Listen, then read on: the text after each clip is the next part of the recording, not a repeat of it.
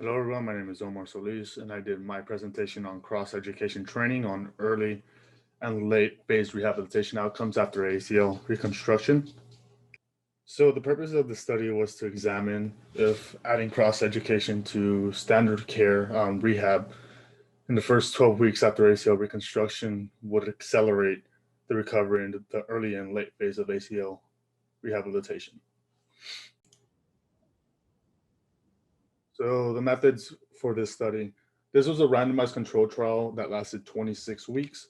There were a total of 43 participants that were separated into an experimental group and a control group. Both groups received standard care after ACL reconstruction. However, the experimental group received standard care plus a cross-training intervention lasting a total of 12 weeks. The measurements that were taken were the self-reported knee function, maximal quadriceps and hamstring strength, and single leg hop distance. Base measurements were assessed 29 days prior to ACL reconstruction. Measurements were assessed 5, 12, and 26 post-surgery.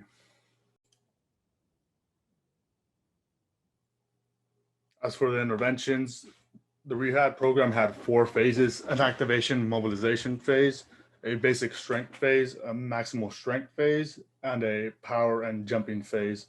The table to your right has a better breakdown of how much weeks they lasted and what those phases consisted of.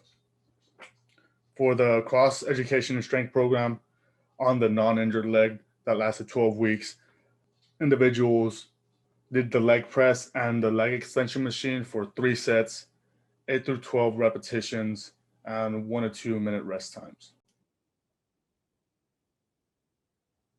Results for the self-reported knee function showed there were no significant differences between both groups throughout the study. However, there were differences in the reportings at 5 weeks and 26 weeks when comparing both groups to their respective pre-surgery measurements.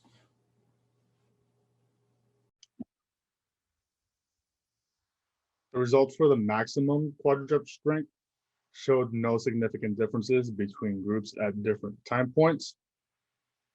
However, when comparing each group to their pre-surgery measurements in isometric and concentric contraction in varying degrees, did see significant improvements in the reconstructed ACL leg at different points, which was expected in both groups. Similarly, hamstring strength didn't show significant differences between both groups. And just like the quadricep group,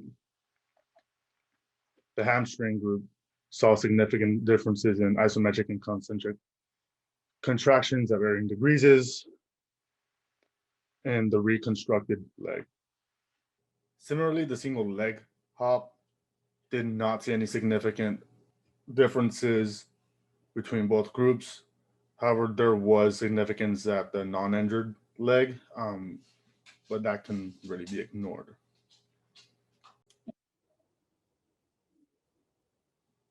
Conclusions and implications.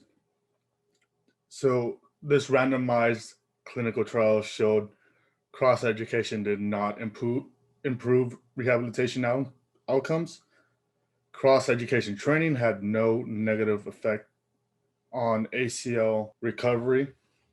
The researchers did speculate that training load may have not been sufficient to see any meaningful results in cross education training. And this makes sense since this was the one of the first studies that took a look at short and long term effects on cross training education after ACL reconstruction surgery. So training loads may need to be increased for further research.